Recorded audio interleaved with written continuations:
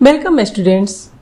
Today we are going to study about economics, chapter 2, sectors of the Indian economy.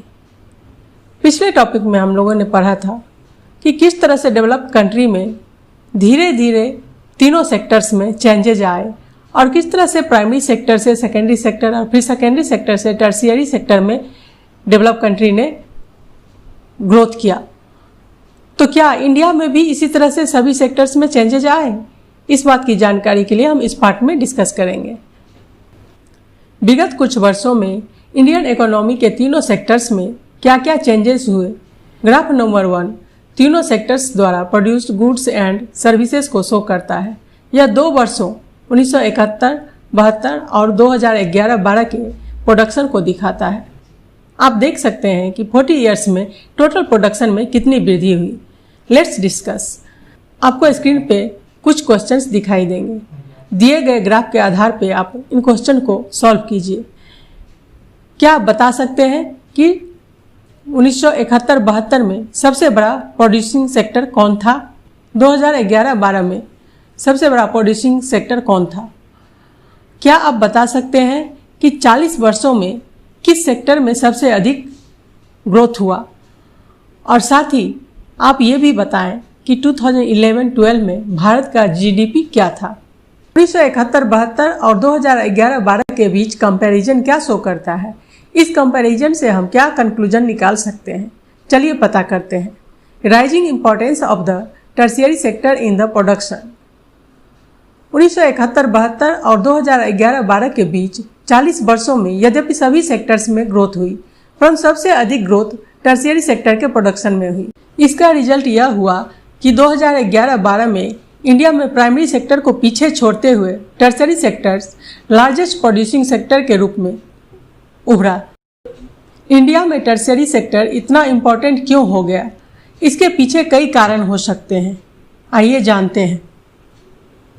पहला कारण, किसी भी country में अनेक सर्विसेज जैसे hospitals, educational institutions, post and telegraph services, police stations, courts, village administrative offices, municipal corporations, defence, transport, banks, insurance companies etc. की आवश्यकता पड़ती है। ये बेसिक सर्विसेज कहलाते हैं। एक डेवलपिंग कंट्री में यह गवर्नमेंट की जिम्मेदारी होती है कि वह इन सारी सेवाओं की व्यवस्था करे।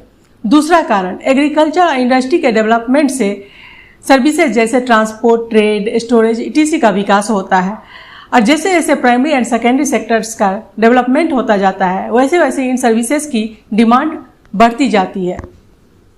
तीसरा कारण, जैसे जैसे इनकम लेवल में वृद्धि होती है, कुछ लोग अन्य सेवाएं जैसे restaurant, tourism, shopping, private hospitals, private schools, professional training etc.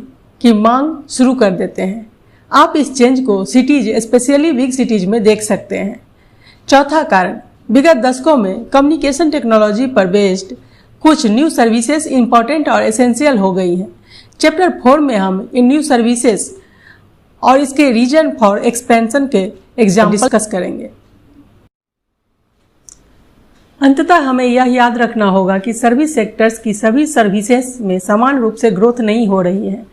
Bharat में सर्विस सेक्टर्स कई तरह के लोगों को रोजगार देती है। एक और उन सर्विसेज की संख्या लिमिट है जिसमें हाईली एजुकेटेड और स्किल्ड लोगों की जरूरत पड़ती है। दूसरी ओर बहुत अधिक संख्या में लोग small shop, repairing workshops, transportation जैसे कार्यों में लगे हुए हैं।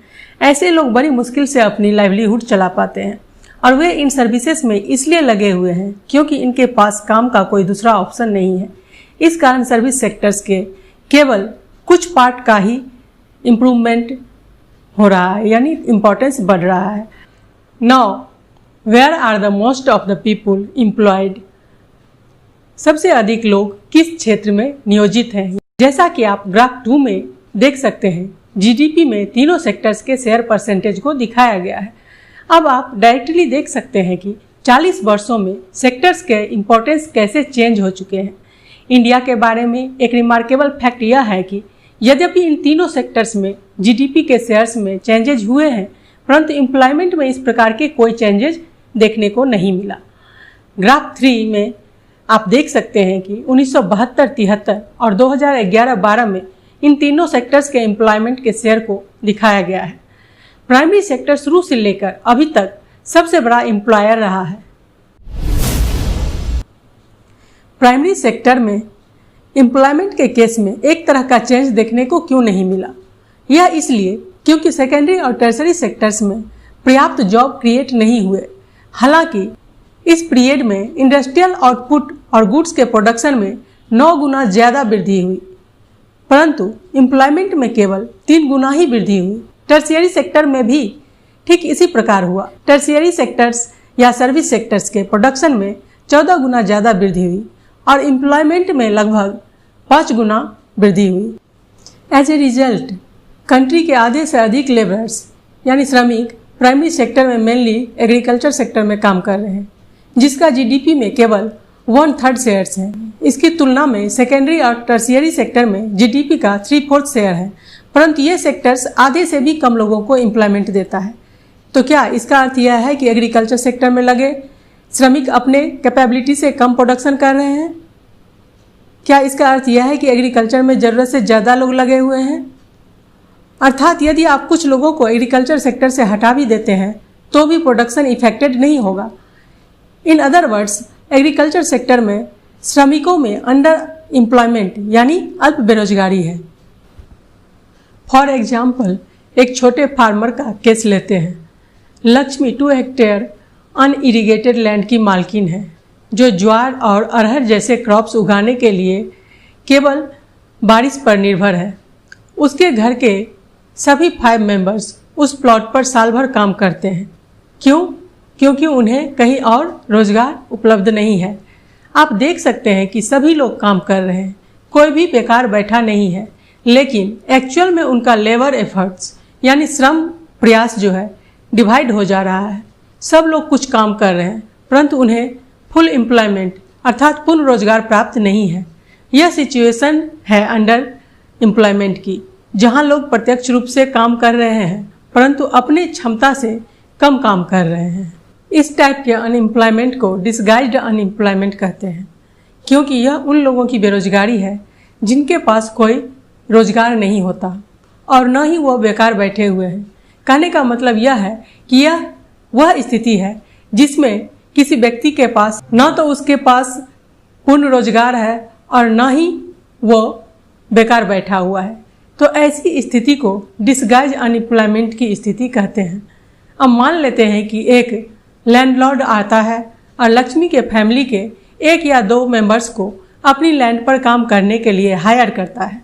अब लक्ष्मी के फैमिली को मजदूरी से कुछ एक्स्ट्रा इनकम होती है।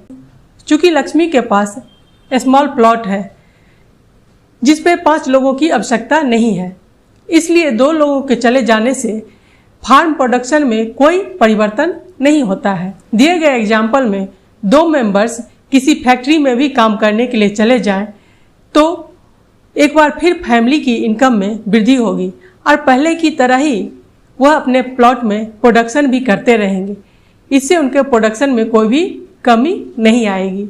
इंडिया में लक्ष्मी की तरह लाखों किसान हैं।